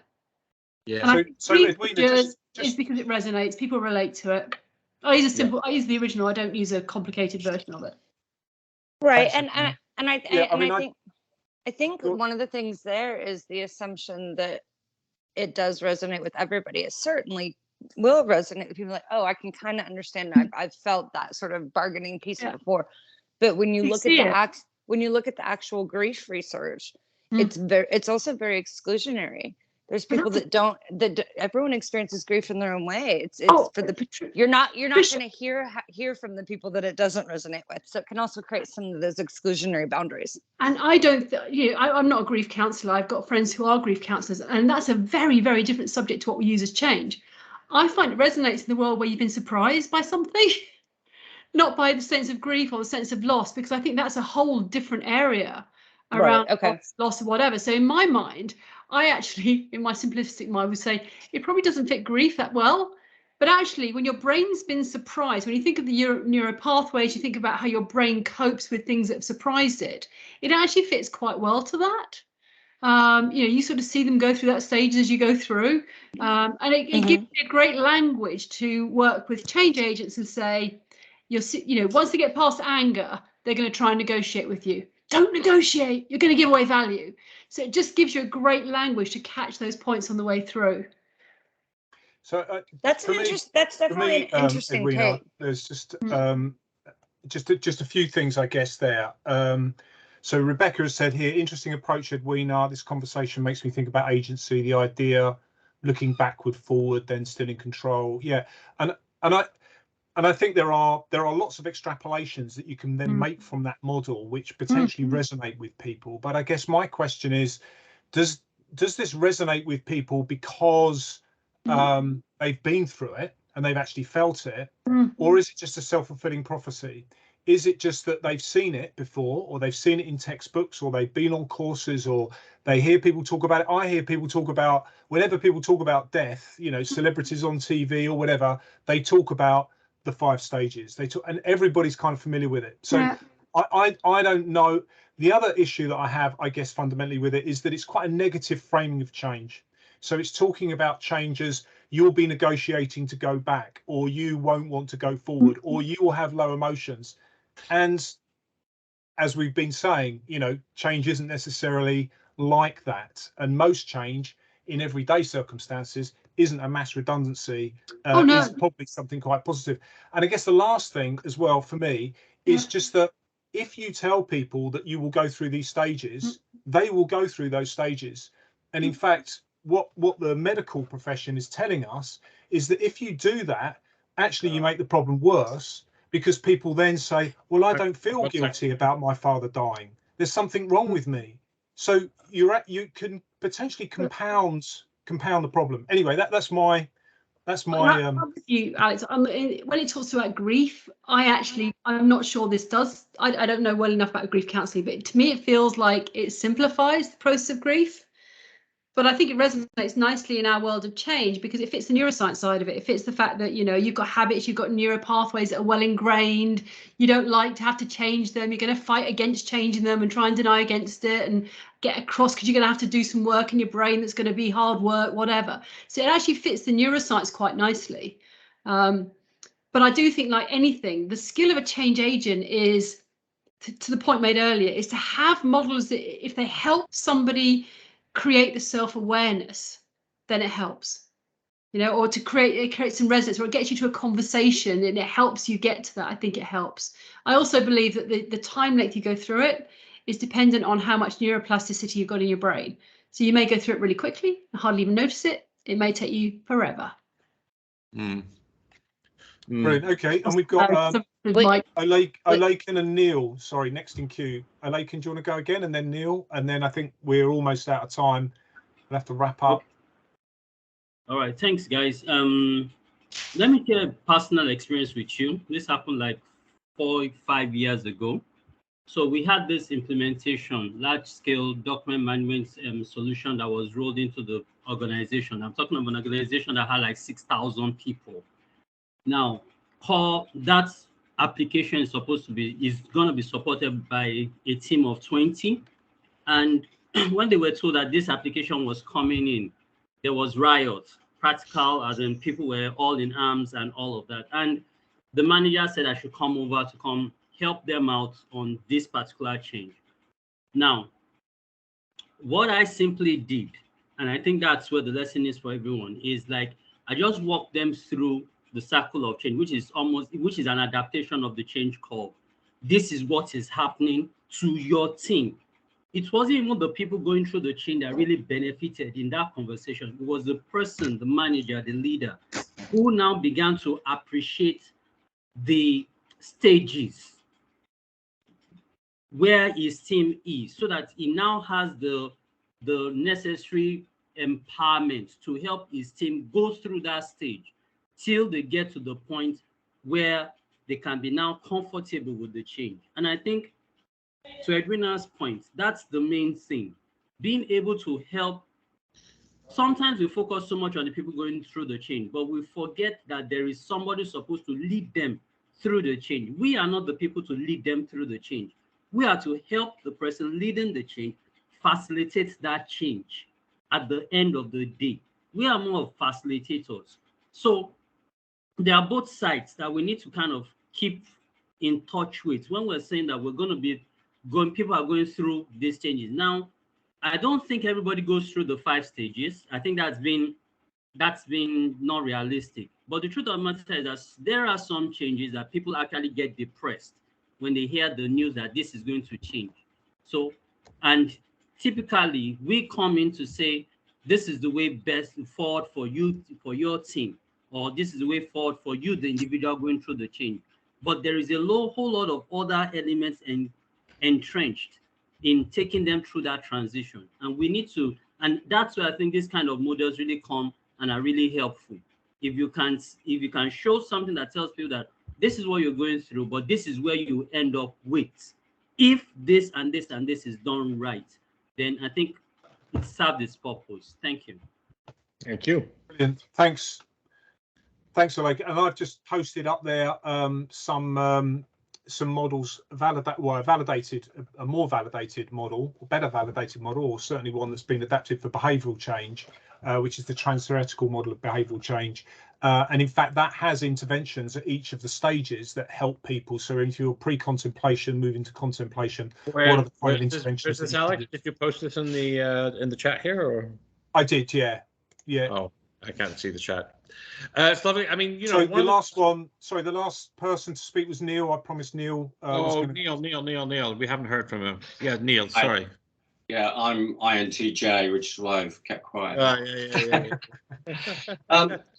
I find this fascinating. It's really been really interesting and learned quite a lot. For me, it comes down to, I was really surprised actually, Edwina, seeing your post that you were saying what you were saying about the change curve. But I think for me, it comes down to application. So what are we actually using it for? And if in the case of the change curve, it's being used to describe that people go through different stages of change, or they go through change differently, that's different to setting out a change plan you're going to map against a project plan, which clearly you're not going to do. So the application is really important, and I think we often talk about different things when we're thinking about how we apply it. And then the second thing is about labels. In order to be able to have the conversations, we create these labels, whether it's a 16th of a quadrant in MBTI, or whether it's a change curve emotion or anything else. And it seems to me we need the labels in order to explain it to other people and actually sell it, if we're honest. Actually that then becomes unhelpful, because what we're really saying is the truth of the matter is everyone's different. Everyone has a different history. We're all going to go through change differently because we're processing our inner feelings as well as our senses differently. And you know, labels don't really count because they're social constructs. We've just invented these things. So yeah, for me, application and the difficulty of labels in terms of being able to describe it to other people, but then using those labels to apply it to your planning. But I suppose a general comment. Yeah, brilliant, Neil. Thank you. Yeah, Alex, have we got time for one more, or no? Before we move on, can I make one last point? Because I really liked hearing different perspectives and points of view on that. I think that helpfulness, that usefulness is really what is getting at the core of the matter, right? And that feeds into what we were just hearing about applicability. I think you can make an argument here that complexity theory or complex systems, a model of complex systems, is more accurate and therefore more helpful than one of only individual emotions, individual emotional reactions. So I think there's an alternative there that addresses the value, where we're hearing value of the change curve, addresses that while also addressing the usefulness, the effectiveness, but the accuracy of what the model is trying to represent. Yeah, definitely. And my personal view is that the stages of change model, the trans-theoretical model, is more helpful because there are valid interventions that hook onto that, like motivational interviewing and CBT and stuff. But okay, great. So Paul, you were wanting to do one more. Wow. I mean, I think if we could squeeze another one in 15 minutes, I mean, I'd be down. I mean, I've got the time, but we can also look to wrap up. We still have a lot of people here, still have 20 people, I think. So, yeah, I'm happy to do another one. I think I'm not very good at arguing against myself. Maybe that's a skill I need to develop. So what about there was John Stuart Miller who said, "He who only understands one side of an argument understands neither side." What about the participants? If we have about 20 people, put in the chat whether you'd rather sort of wrap up and talk more about what we've already covered, or if you want to try to squeeze in another one. Let's do that. Let's put it out to the crowd. We did have somebody wanted to do. I'm just trying it. Going back here, when we asked before, somebody wanted to do what's in it for me. We could do that. Change curve. What's in it for me was Shahid. I don't know if they're still here. Shahid, are you still here?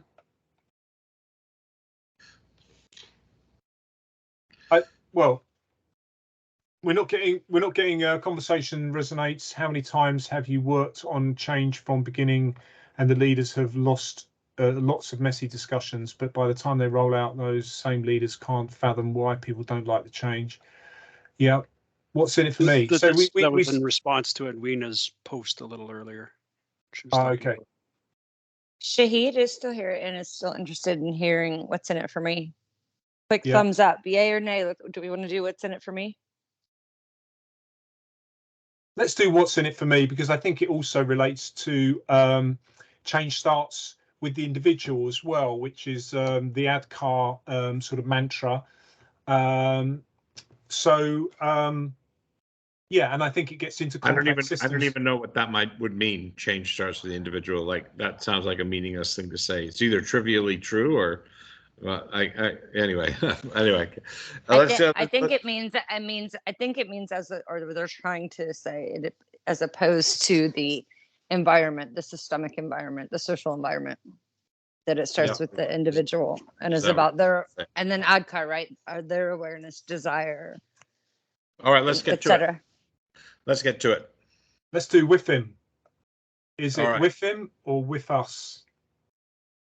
Who wants to defend it out of the group here? Who wants to say that the claim would be that what's in it for me is one of the most important questions that we have to answer as change agents, that people are going to be asking. We need to make the change relevant for them, and we need to help them find an answer to what's in it for me. That would be the claim, right, Alex? Yeah. Yeah. All right. So Who wants I to, want, wants to advocate for it? so I the- want someone who's so the- not Trisha Paul or Alex to Okay. advocate for it. And then Trisha, you can rip it up, or Alex, one of you two. Oh, I was just going to add to the claim that people won't change unless they're aware of how it directly influences them, both intrinsically and extrinsically. But it's all about the individual and what have you done for me lately? What do you get from it? Is the most important factor, as opposed to any other kind of motivation. I would love it if someone else would stake out the pro territory there. Who wants to volunteer? Come on. Otherwise, one of us or one of the talkative people are going to do it. Shahid, what's your view on this? I mean, either way, what's your view? Just you seem to be interested in it.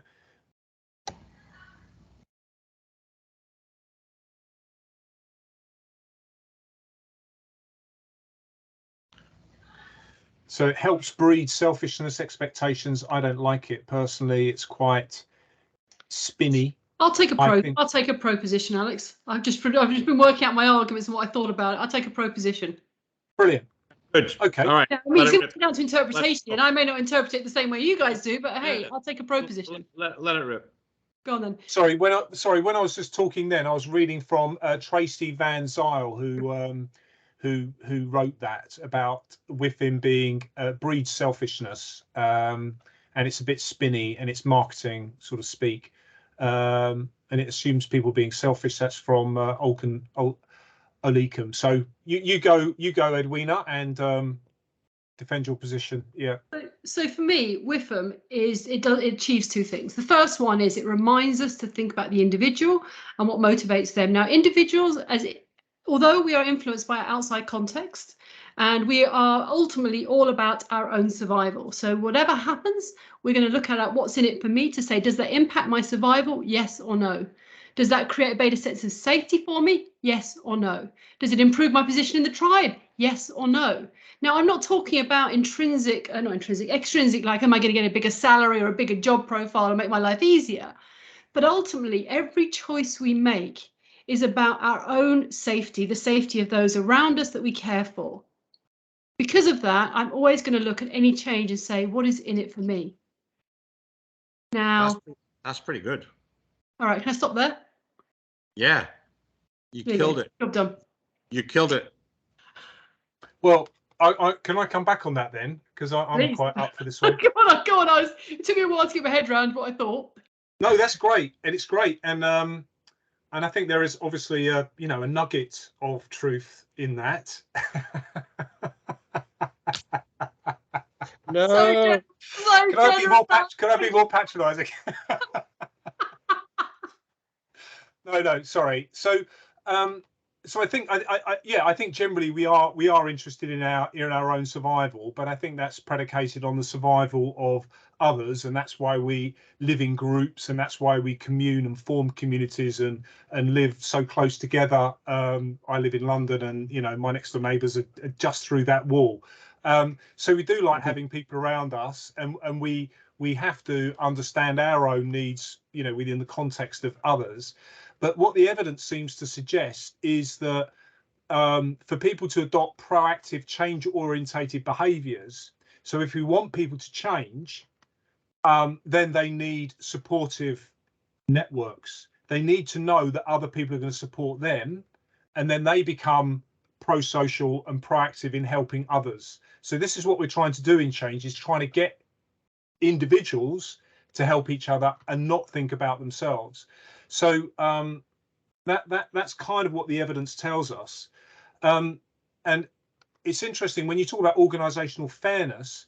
If you have an unfair process, so if you are going to go and sack 1,000 people, or 20% of your workforce or whatever, if people think that process is unfair, they are more likely to resist that change than if they think the process of getting to that decision is fair. So people have this sort of community feel and the sort of ethical nature of the way that things are done, and they're more likely to go along with the change if they think that's being done in a sort of communal, consultative way, Whereas, so the evidence for that is that, you know, they've run research in organisations that have gone through big redundancies, and they've gone through a consultative process and an open process and all the rest of it. And people in those organisations have been more happy with the change than when it was just sort of forced on them. So I think there's lots of evidence to say that, you know, group performance goals potentially work better than individual goals, because again, it forces people to collaborate and understand other people's strengths and weaknesses. So if you're looking for group performance, you should be setting group goals. If you're looking for individual performance, which we're not in organizational change, we're trying to get group change or organizational level change. So I think it probably depends on where the change is as well, doesn't it, Edwina? I mean, if you want an individual, just one individual, maybe you should be talking about what's in it for me. If you're talking about culture change at an organizational level, I think starting with what's in it for me is definitely the wrong place. So yeah, that's my view. So I hear what you say. Alex, but I think actually team dynamics and the ability of a team to work together only happens when you've established a level of safety. And to your point on fairness, that works where there's a perception of fairness. But when somebody realizes it's everyone for themselves, they very, very quickly go feral and will go everyone for themselves. So I do agree that that's an idealized position to be in, but ultimately we have to feel safe ourselves before we will commit and help others. I'm unlikely to throw myself under the bus to help others unless there's a real deep sense of trust and safety and belief in the team that I'm in. And for most people in most organizations, it isn't safe, it is uncertain. You don't have that sense that's there. And therefore, I'm all out for myself and looking after myself first. And you know what? It doesn't feel fair. And then. But that's simply not borne out by the research. You know, Maslow's hierarchy of needs or whatever has been proven not to be valid, i.e. people aren't worried about their own, you know, sort of material safety first. And particularly, you know, I would say the biggest motivator in research around fight, flight, or responses, that actually people don't fight or flight, they actually protect. They actually grab hold of people close to them, and everybody comes. And that's not an idealized, that's not some sort of communist manifesto I'm writing here. This is what the evidence is telling us. And I think that gives us hope and optimism for running more human change management programs. So 30 years in the corporate world, what I can tell you is that job security is the #1 driver of any organizational change or performance. But the minute job security is unsafe and your safety is threatened, and by safety, you know, the safety is having income to, you know, put your roof over your head, buy food for your kids, you know, pay your medical fees, whatever that is. The minute job safety goes, the minute security goes, everything else goes. An individual's focus comes purely on safety. And that doesn't mean they'll throw themselves under the bus to help out others either. Now, if you're lucky and it's an environment where there is a strong sense of tribe, the tribe will absolutely come together to fight as a whole. But all too often, in most of the corporates we work with, it's dog eat dog. It's the most highly competitive environment you can ever imagine is inside a company, not outside a company. So yeah, I haven't had the same experience. And I see if anybody else feels the same. But that's the pattern we see over and over again in corporations, and it's frightening because it's exhausting. And companies, that's what they do. I think this is a super interesting debate. It strikes me that one of the things, it's probably trivially true that human beings, when confronted with novelty or a change or anything like that, ask the question, how will this affect me? Do we start there? That's a human predisposition. Yes, but I think you should broaden the definition of how will this affect me to include things like it's for the benefit of the group. It's because the social grouping that I feel like is I'm an in-group member of, so in other words, a tribe, that there's different possible outcomes. But I think that what's in it for me that definition should be broadened and not necessarily in a selfish me individual way. So you're saying it sometimes what's in it for us. Yes, I think that if you feel a part of the us, the me can include us. It can be both. Okay, and I think Edwina's saying that at some level, while job security, the ability to feed the family, is eroded, we've got to, I don't know exactly what you're saying, but you're saying that that's so foundational that it's very difficult to make positive progress on change acceptance, on Correct. people collaborating with change, until there's some measure of material safety that they feel. Is that essentially what you're saying? Spot on. And at the very base level, if that is not sorted, which is the what's in it for me, you know, it's part of what's in it for me. It's not about the luxury upside, it's the basics. Yeah, I understand. Yeah, not one in for me, like what's the opportunity, but it's like, am I going to be okay? It's what's the risk as much as what's the opportunity. Am I going to be all right at the end of this? Which is really interesting, because Alex is not wrong that the research into Maslow's hierarchy shows that those are not dependent on each other, that you can that people do them subsequently, so that survival mode isn't necessarily separated from the other needs. But I think it maybe is more cultural based, because I've absolutely been in organizations where I will not say a word, I will not speak up, because it is very competitive, very dog eat dog. And then you have the larger cultural, like there's conversations and discussions around, you know, Eastern cultures are more collective, whereas Western cultures are more individualistic, and the rugged individualism. So I think there's valid points in both. I think there's a deeper discussion there. I think it's interesting because people are talking about. I don't think what Edwina's saying is necessarily like a full-throated endorsement of something that's like Maslow, and Alex and I will both say Maslow has been pretty well discarded by professional psychologists. It's impossible to validate or replicate, but I think she's saying something that's maybe a subset of Maslow, in the sense that there's some sort of material security, some sense of you know, I mean, I don't want to use a neuro metaphor. God knows I hate them, but, you know, further down the brainstem is, am I going to survive? Am I going to be all right? Is there a threat to my safety and security? And when people are asking that question, it's hard to progress on the more, if you will, abstract questions about how do I participate? How do I belong? How do I engage with? How do I contribute to? But I don't think she's. So Paul, let's bring in some other people. So we got Neil. Yeah. I'm going to put Neil first, and Alaykan. So Alaykan, I think you were with Edwina, but Neil, what's your view on this? You were talking about Prozi. Well, yeah, I mean, so there's a couple of thoughts from me. One is that sometimes what's in it for me is the same as what's in it for my team, because actually the status that you have because of your team is what makes you, you know, who you are, and gives you the authority and everything else. So, you know, if your team is disbanding, that affects you. So you care about the team just as much as yourself. The other thing is, again, about application. So I describe what's in it for me for change agents, change network. But because I think it's important to engage with the right people, to ask their opinion. So it's a tool to allow us to promote the fact that we need to engage with individuals and get them involved in a discussion.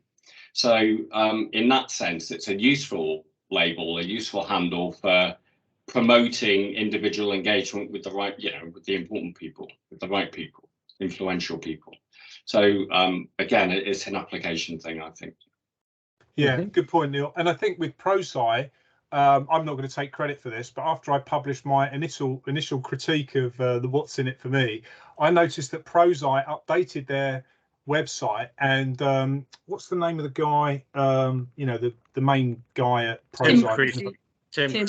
Tim Creasy actually moved from talking about what's in it for me to what's in it for us, and so Prozi have actually changed their position on this as well. And I think there's something around the research. There's definitely a bias, and there's definitely a bias, I think, in the way some people address change, that it's quite catastrophic. The change that they're talking about is quite, you know, but the majority of change, 99% of change in organizations, happens on a daily basis. It's got nothing to do with redundancies. So it's got nothing to do with my safety, or it's got to do with, guys, how are we going to make this work? How are we going to make this workplace better?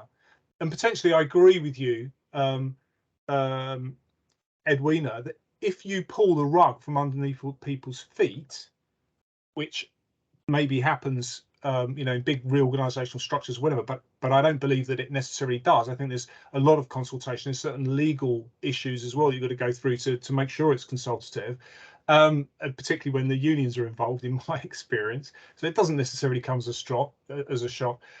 I think potentially, yes, if it's a sudden huge shock, 20% of you are going to go, maybe people turn on each other.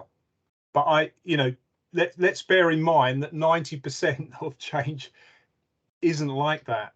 90% of change that we should be affecting is happening on a day-to-day basis, and it's just tweaking teams, tweaking performance, tweaking well-being. Anyway, that's mine. I know we've got 4 minutes left. We did do this extra one. Alikan, your go now. Sorry, I went in there a bit, and it's your go. Sorry. All right, thanks a lot, Alex. Let me just quickly summarize it. So my thoughts is, I actually want to follow the line of Patricia that sometimes it's just a cultural context. So for somebody in Africa, we tend to be more collective in our thinking than some Western nations. We tend to be more individualistic. And I think that as a change management practitioner, we need to put in that context. I worked in an organization that all the languages was we.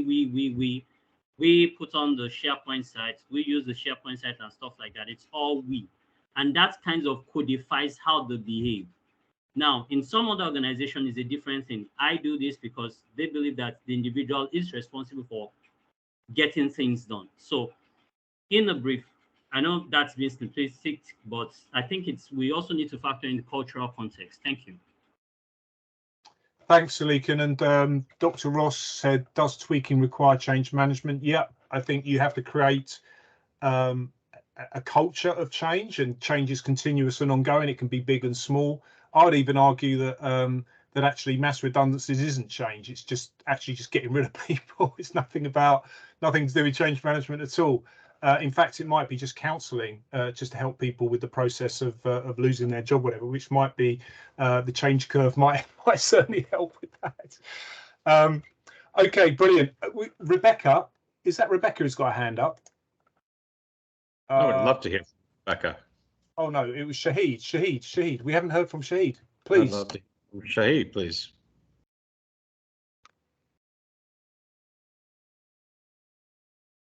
We would welcome you, Shahid, because this was your one. So it'd be great. It would be great for you to summarise your view, and then we can close the session down. And unless they don't feel comfortable sharing, that's also acceptable. Absolutely. Okay. Maybe write something in the oh, no microphone today. Okay, that's from Rebecca.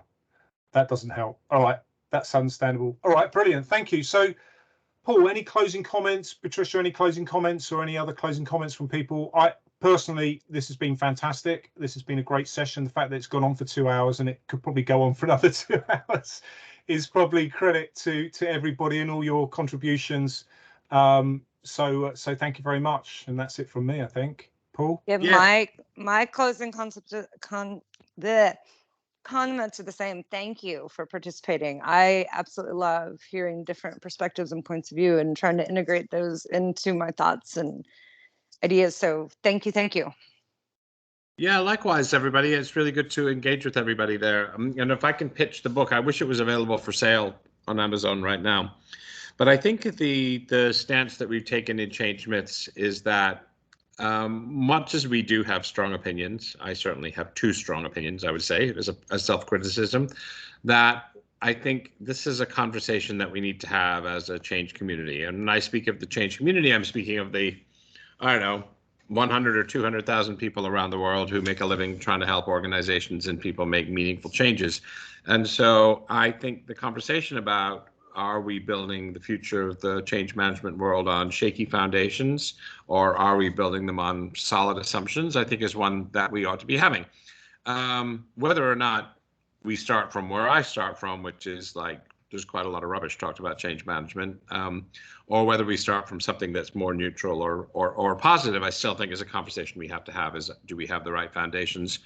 And then I think the other hardest thing is for practitioners to be self-critical is about this stuff. If you're a Myers-Briggs purveyor, is something like that, it's an enormous kind of existential threat to have somebody like Alex Bolting or Paul Gibbons or Tricia Kennedy say Myers-Briggs is a bunch of rubbish. But we still want to, even if you're attached to something and even if you derive your income for something, want to be, I think, open enough, it's easier to say than it is to do, to, what are the foundations of my career? Have I based my career as an expert on stuff that is valuable and valuable to clients and, experimentally robust? So I think this is a great conversation, and I'm hoping that the book that Tricia and I are about to finish, inshallah, will be a step on, forward on stimulating some of those conversations, because I think the conversations are what matter, and not the individual views of Alex or Paul or Tricia. So thank you, everybody. Thanks, Paul. And I hope you and Patricia don't have to rewrite your book now, given the conversations that we've had. Man, we could rewrite that book. We could be rewriting that book in 2028. So it's kind of the conversation is about finished again. Thank you, everybody. Brilliant. Thanks, everybody.